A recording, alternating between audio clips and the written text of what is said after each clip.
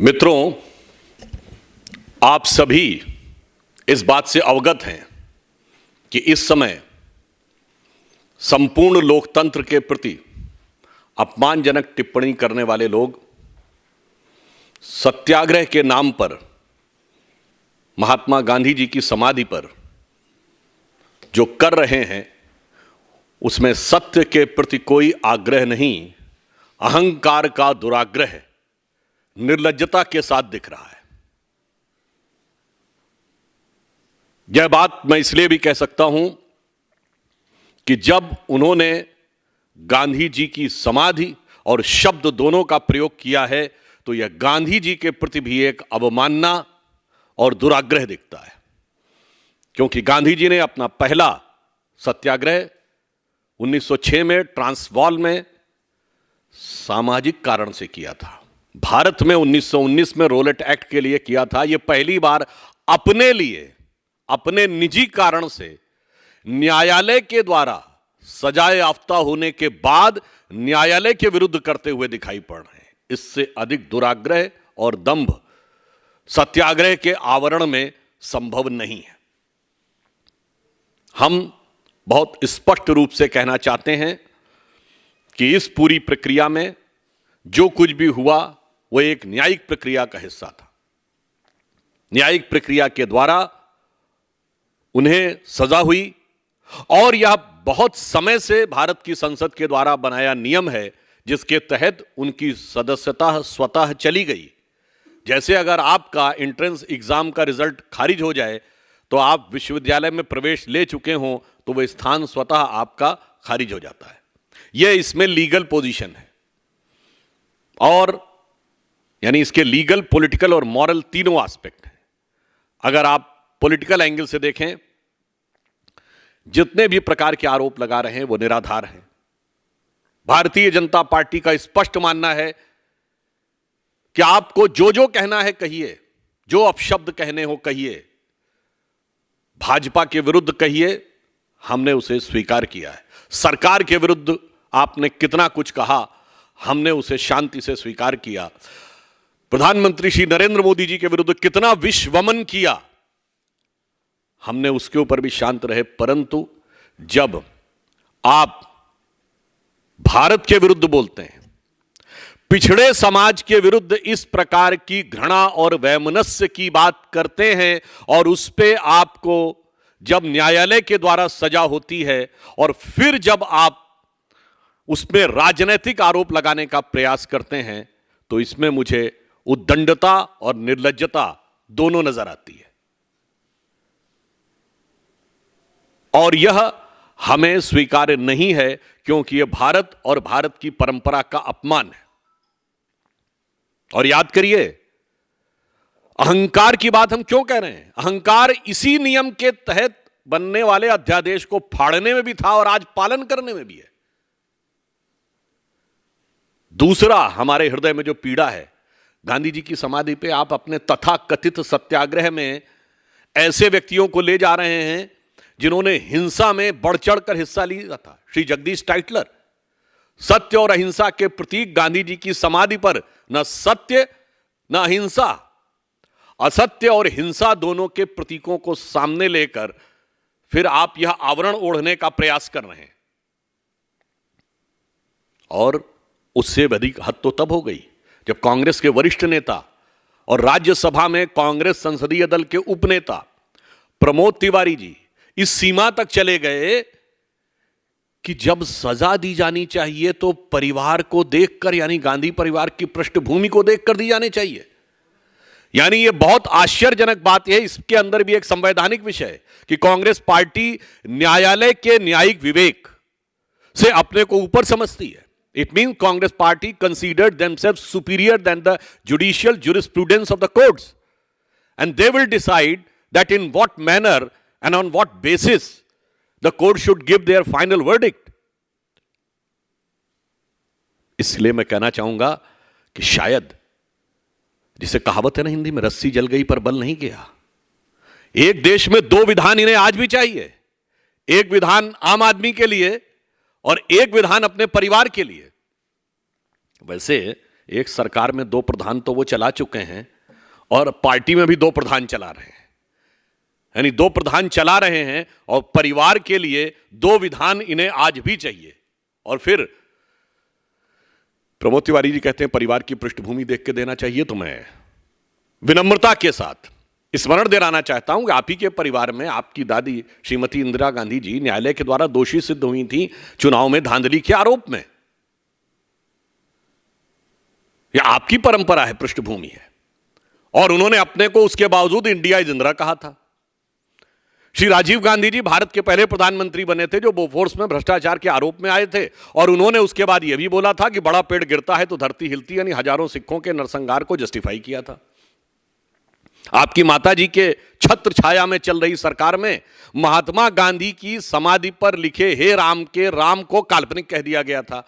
तो मान्यवर किस पृष्ठभूमि की आप बात कर रहे हैं? पृष्ठभूमि तो और भी ज्यादा खतरनाक नजर आ रही है, और यहां पर विषय उससे भी ज्यादा है। भारत के पिछड़े समाज के प्रति इस प्रकार का दुराग्रह, और उसके बाद आप जिस बेशर्मी के साथ उस चीज का समर्थन कर रहे हैं वो दुखद है, पीड़ादायी है। ईमानदारी तो यह कहती थी कि आपको क्षमा याचना करनी चाहिए थी, और दुख की बात यह है कि ये जितने भी अपने को पिछड़े दलितों के अलंबरदार बनते हैं वो अचानक मौन साधना में क्यों चले गए? इतना बड़ा बयान, जातिगत अपमान पूरे पिछड़े वर्ग का किसी अन्य ने कर दिया होता तो पूरे देश में आग लगा दी होती, परंतु आज ऐसा लग रहा है कि ये सारे के सारे अलंबरदार मौन साधना में चले गए। बड़े आश्चर्य की बात है जो ये कहते हैं थे कि आतंकवाद का मजहब नहीं होता, वो 2 सरनेम के आधार पे भ्रष्टाचार की जाति बताने लगते हैं। कितनी डुप्लिसिटी ऑफ द कैरेक्टर है इनमें।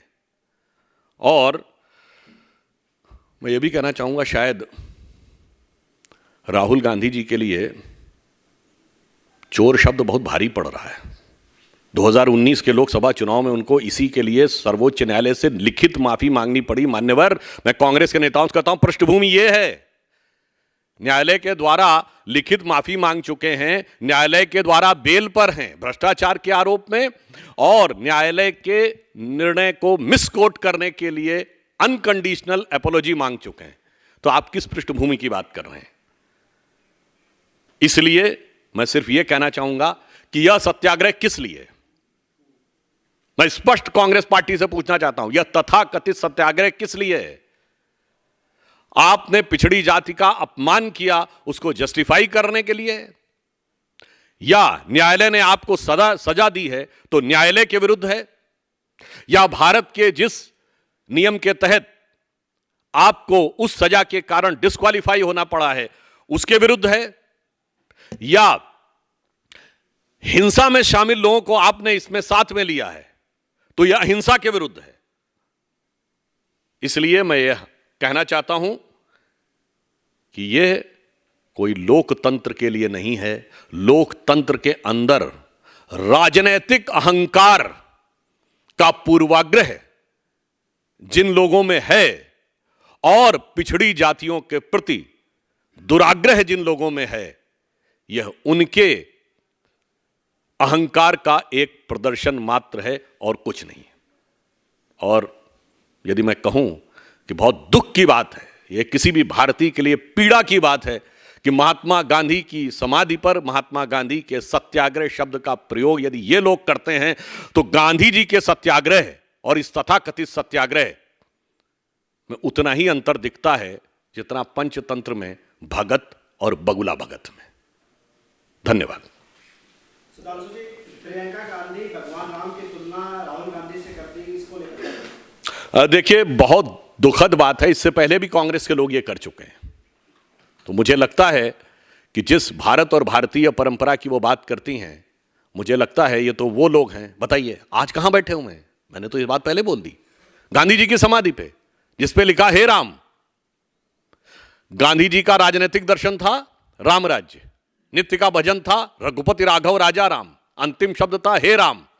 और ये राम के मंदिर के खिलाफ खड़े, राम भक्त कारसेवकों के खिलाफ खड़े, राम को काल्पनिक बताने वाले आज अपने अहंकार को छुपाने के लिए भगवान राम के नाम का प्रयोग कर रहे हैं। इसीलिए मैंने यह बात कही, वही अंतर है जो भगत और बगुला भगत में। राहुल गांधी ने अपने प्रेस कॉन्फ्रेंस में ये भी कहा कि ये जो आप लोगों ने इनकी सदस्यता खत्म करवाई है, जो वो कह रहे हैं, वो आप लोगों ने एक बहुत बड़ा हथियार दे दिया है उनको। अब वो पूरे देश में आंदोलन करेंगे और बीजेपी के साथ चर्चा। देखिए, मैं अन्यथा नहीं कहना चाहता।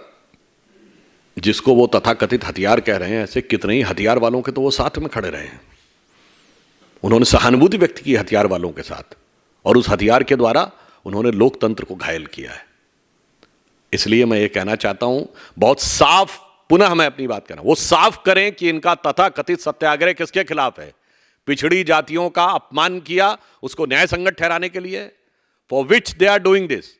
दे are trying to justify that what they have used the dastardly words against the OBC community, or they are doing this against the judgment of the court, or doing this against the law of the parliament, or doing this because they are incorporating people who are involved in the violence.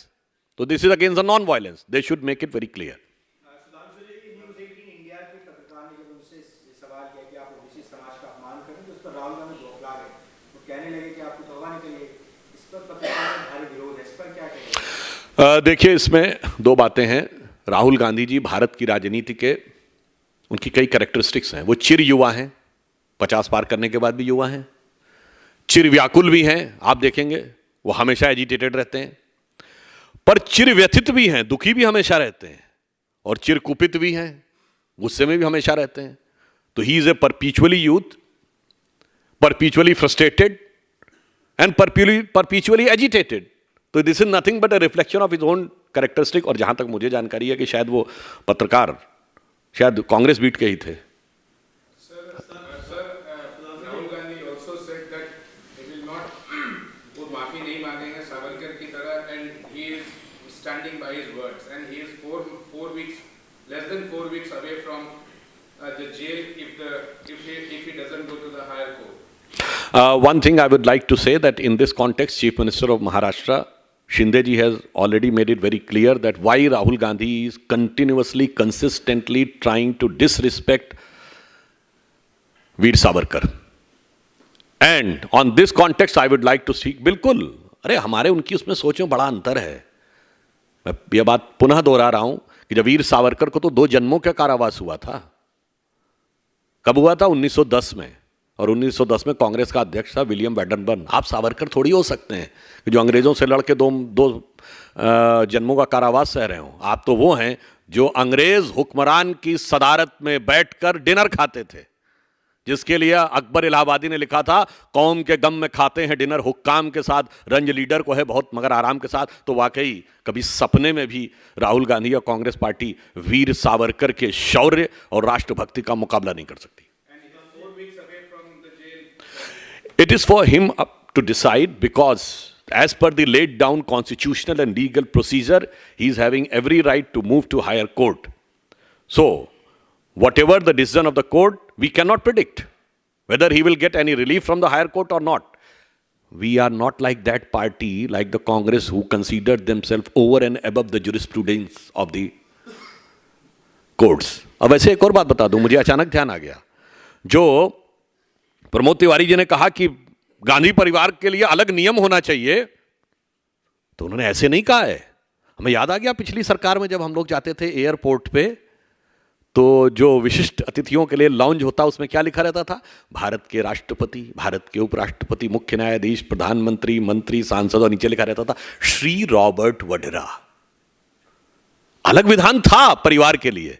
वही मानसिकता आज भी उनके ऊपर है। तिलमिलाहट इस बात की है कि मैंने अगर पिछड़ी जाति का अपमान भी कर दिया तो अलग कानून मेरे लिए होना चाहिए।